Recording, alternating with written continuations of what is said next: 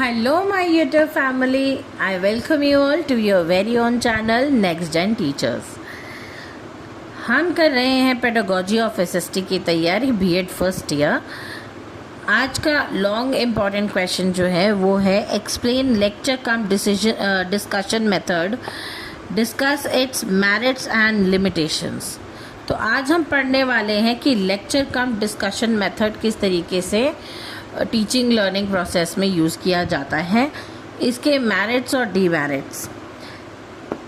चलिए स्टार्ट करते हैं। Introduction. Lecture come discussion method combines teacher explaining with active student participation through discussion. तो lecture कम discussion से ही हमें पता चलता है कि लेक्चर जो है, टीचर जो है बच्चों को टॉपिक समझाती है, एक्सप्लेन करती है और साथ में स्टूडेंट्स जो हैं वो भी एक्टिवली पार्टिसिपेट करते हैं डिस्कशन करके उस पर्टिकुलर टॉपिक के बारे में। It is one of the most commonly used method in social studies teaching. तो सोशल स्टडी की टीचिंग में ये लेक्चर कम डिस्कशन मेथड टीचिंग जो है ये बहुत कॉमन है यूज़ करना, क्योंकि टीचर बच्चों को टॉपिक इंट्रोड्यूस करवाती है और फिर उसके बारे में डिस्कस करती है क्लास में, ताकि लेक्चर बेस्ड नॉलेज भी बच्चों को मिले और डिस्कशन बेस्ड जो है एक्टिविटी भी बच्चों के साथ में होती रहे और बच्चे एक्टिव पार्टिसिपेंट बने रहें। तो मीनिंग क्या है? The teacher presents information and then encourages discussion, questioning and interaction. तो टीचर क्या करती हैं? सबसे पहले तो बच्चों को इन्फॉर्मेशन प्रेजेंट करती हैं, उसके बाद में बच्चों को इनकरेज करती हैं कि वो उस एक पर्टिकुलर टॉपिक के बारे में डिस्कशन करें, क्वेश्चंस पुट करें और एक दूसरे के साथ में इंटरैक्ट करें। इसका क्या प्रोसीजर होता है? सबसे पहले तो preparation. Teacher plans objectives and content. सबसे पहले टीचर जो है अपनी प्लानिंग करके जाती है क्लास में कि बच्चों को क्या टॉपिक पढ़ाना है, कौन सा कंटेंट पढ़ाना है और उसके ऑब्जेक्टिव्स जो हैं वो क्या होने चाहिए। नेक्स्ट है इंट्रोडक्शन। इंट्रोडक्शन में previous knowledge is linked with new topic. तो टीचर बच्चों की प्रीवियस नॉलेज चेक करती है और उसी से ही न्यू टॉपिक को लिंक करके बच्चों को समझाती है, पढ़ाती हैं। नेक्स्ट है presentation. Teacher explains important concepts. Teacher जो है बच्चों को इम्पॉर्टेंट कॉन्सेप्ट्स समझाती हैं लेक्चर देके और उसके बाद में जब बच्चों को समझ आता है तो उसके ऊपर बच्चों को चर्चा करने के लिए, डिस्कशन करने के लिए कहती हैं। Discussion. Student ask questions and express opinions. Again जब टीचर बच्चों को समझाती हैं किसी एक पर्टिकुलर टॉपिक के बारे में, उसकी नॉलेज देती है, तो बच्चे अगर कुछ समझ नहीं आता तो वो क्वेश्चन पूछते हैं और अगर बच्चों को वो चीज़ समझ आती है तो वहाँ पर अपना ओपिनियन रखते हैं डिस्कशन के रूप में। क्लैरिफिकेशन। टीचर का जो है ये जिम्मेदारी बनती है कि टीचर जो है बच्चों के डाउट्स को क्लियर करे। तो टीचर रिजॉल्व्स डाउट्स। बच्चों की जो डाउट्स हैं उनको क्लैरिफाई करने के लिए टीचर जो है उनके साथ में बात करती है, उनके साथ में इंटरैक्ट करती है और उनके डाउट्स को क्लियर करती है। समरी। की पॉइंट्स आर समराइज्ड। अब जो मेन पॉइंट्स हैं, जो मेन डेफिनेशंस हैं जैसे कि या की पॉइंट्स हैं, उनको टीचर जो है समराइज करवाती है और अंडरलाइन, जैसे हमें अंडरलाइन करवाया जाता था क्लासरूम में कि आप मेन की पॉइंट्स जो है उनको अंडरलाइन कीजिए ताकि आपको चीज़ें अच्छे से समझ आ सके और आपकी रिवीजन भी इसके साथ में हो सके। नेक्स्ट है evaluation. Learning outcomes are assessed. तो टीचर जो है पढ़ाने के बाद में जब बच्चों से कुछ क्वेश्चंस पुट अप करती है और बच्चे रिस्पॉन्ड करते हैं तो टीचर ये इवैल्यूएट करती है कि बच्चों की अंडरस्टैंडिंग कितनी हुई है, बच्चों को टॉपिक कितना समझ में आया है। ये टीचर इवैल्यूएट करती है after teaching and learning process. अब इसके मेरिट्स क्या हैं? पहला तो है एक्टिव पार्टिसिपेशन। बच्चे जो हैं एक्टिवली पार्टिसिपेट तभी करते हैं डिस्कशन में जब उनको कुछ समझ आता है, जब उनको किसी टॉपिक की नॉलेज हो जाती है तभी वो डिस्कशन में इन्वॉल्व होते हैं और एक्टिव पार्टिसिपेट करते हैं, एक्टिवली पार्टिसिपेट करते हैं। Clarifies concepts, discussion removes misconceptions. तो जब बच्चे एक दूसरे के साथ में डिस्कशन करते हैं और टीचर ये एनालाइज करती है कि बच्चे किस बात को सही कह रहे हैं और किस बात को गलत कह रहे हैं, तो वहाँ पर टीचर बच्चों की जो है मिसकंसेप्शंस को क्लियर करने में हेल्प करती है with the help of discussion.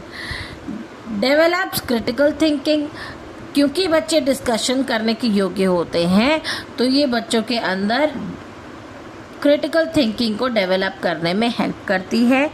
Encourage करती है कि बच्चे टॉपिक को एनालाइज कर पाए और उसके लिए रीजनिंग दे पाए।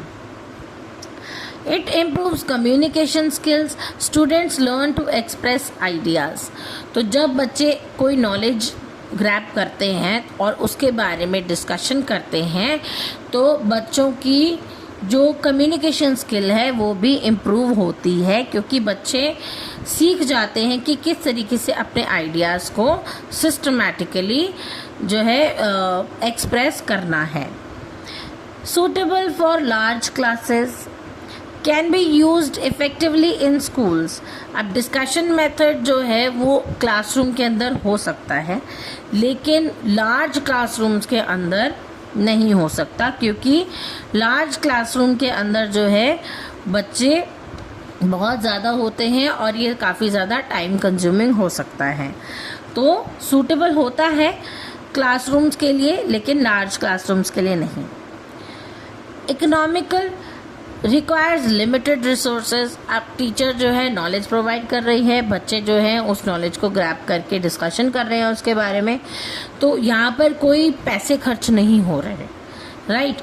तो यहाँ ये जो है इकोनॉमिकल भी होता है कि लिमिटेड रिसोर्सेज से जो है बच्चों को नॉलेज प्रोवाइड हो रही है। नेक्स्ट है it encourages democratic atmosphere, students freely express opinions. तो जब बच्चे अपने ओपिनियंस को, अपने आइडियाज़ को फ्रीली एक्सप्रेस करते हैं डिस्कशन के रूप में क्लासरूम में, तो बच्चे क्या एक्सपीरियंस करते हैं, डेमोक्रेटिक एटमॉस्फेयर, कि वो अपनी बात फ्रीली रख पा रहे हैं, यही डेमोक्रेसी है। अब इसके मेरिट्स तो हो गई, अब इसके लिमिटेशंस देखते हैं कि लिमिटेशन सबसे पहले मैंने आपको बताया कि ये बहुत ज़्यादा टाइम कंज्यूमिंग हो सकता है, क्योंकि डिस्कशन में एक्सीड प्लान्ड टाइम। डिस्कशन के लिए आप एक समय निर्धारित नहीं कर सकते कि इतने समय तक डिस्कशन होगा। It can take longer than that, तो ये बहुत ज़्यादा टाइम कंज्यूमिंग हो जाता है।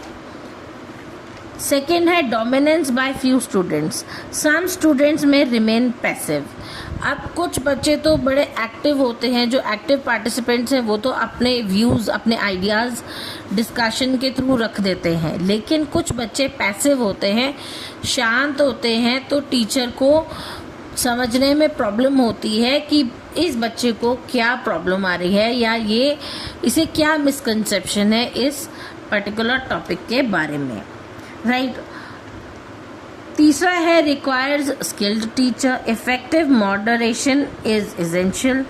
अब एक स्किल्ड टीचर की ज़रूरत होती है हमें ये करने के लिए, लेक्चर कम डिस्कशन मेथड के लिए, क्योंकि एक इफेक्टिव टीचर जो है वही क्लासरूम को टैकल कर सकती है और ये जो डिस्कशन मेथड है इसको आर्ग्यूमेंट में बदलने से पहले उसे टैकल कर सकती है। Difficult in very large classes, अब पार्टिसिपेशन में भी लिमिटेड।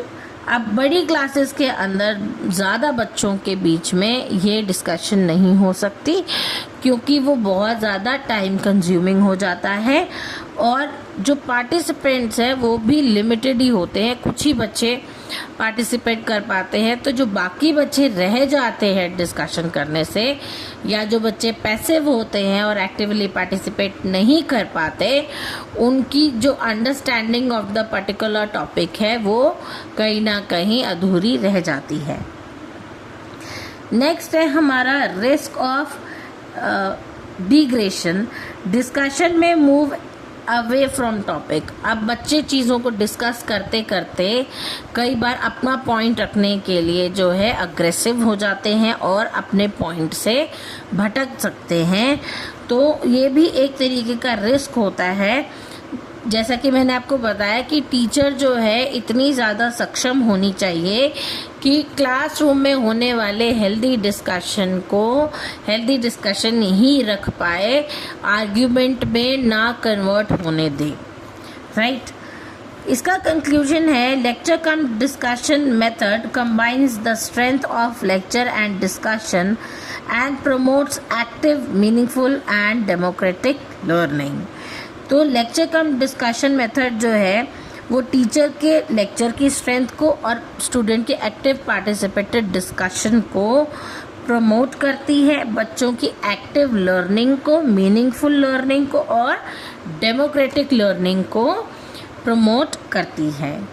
तो ये था हमारा लेक्चर कम डिस्कशन मेथड का टॉपिक। आई होप आपको समझ आया होगा। अगर आपको मेरी वीडियोस अच्छी लगती हैं तो please do like, share it with your friends. मुझे अच्छे अच्छे कमेंट्स करके मोटिवेट करना ना भूलें, क्योंकि वीडियो बनाने में बहुत मेहनत लगती है और आगे आने वाले इम्पॉर्टेंट क्वेश्चन की वीडियोस की नोटिफिकेशन आपको मिलती रहे, इसलिए मेरा चैनल सब्सक्राइब ज़रूर कर लें। मिलते हैं अगली वीडियो में, तब तक के लिए थैंक यू।